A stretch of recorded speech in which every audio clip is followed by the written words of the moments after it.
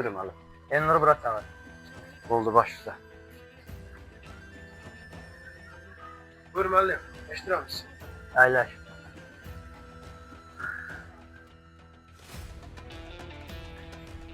Elnur, sənin işindən çox narazıyam. İşə gedişmələr, işdə məsuliyyətsizlik, say bitməz. Mən bu restorana bu qədər pul yatırdım ki, sən gəlib yeyib dağdasan. Belə olmaz. Vəzifət çəkib düzən, bu sənə son xəbərdarlığım. Oldu, çalışaram. Gedə bilərsən. Başın xarab olub sənin. Neyləmək istəyirsən? Fikrin nədir sənin? Gül kimi istəyirsən də burada. Müdürlə niyə ağlaşsan ki sən?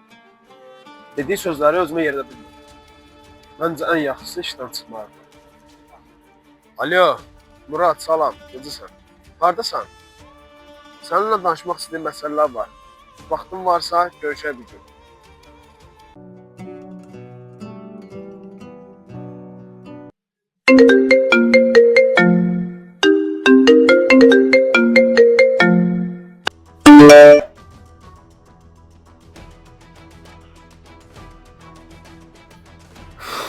Şərəfsiz. Dayansan, gör nə yazıb?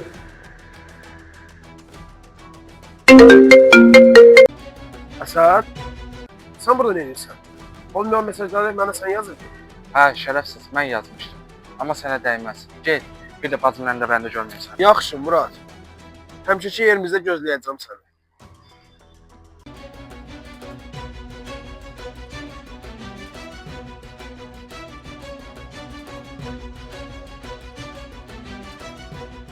Nə olub? Nə məsələdir? Danış görək.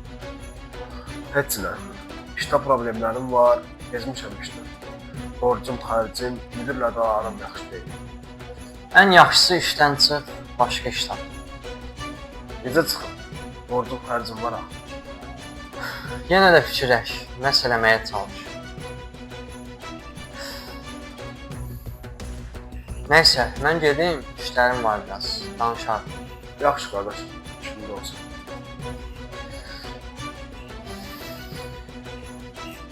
Elnur, sabah işdə ol. Sənə vacib işim var.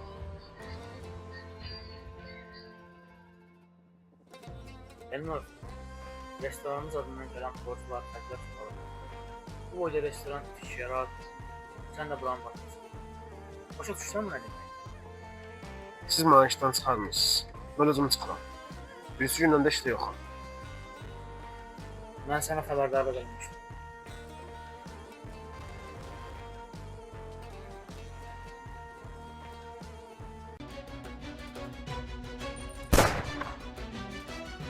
Salam, bir hadisə haqqında məlumat vermək istəyirəm.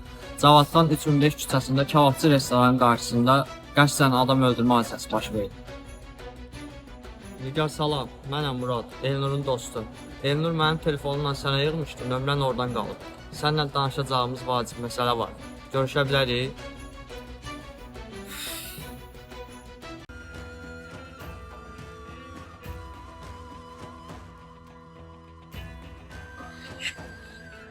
Salam Nicar, xoş gəlmişsən. Salam Murad.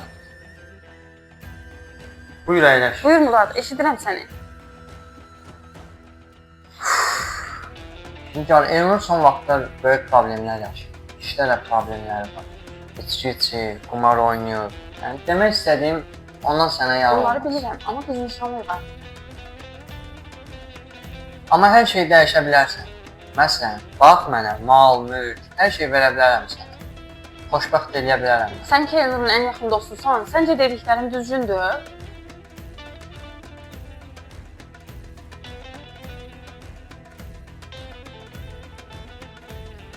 Alo? Alo? Başa düşmədim. Nə? Yox.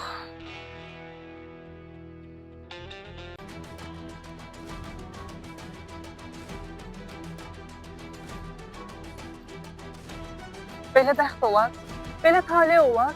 Kimə güvənib, kimə inanacam mən? Qardaşım zindanda, nişanlım torpağa atda. Bağışla mənə ana.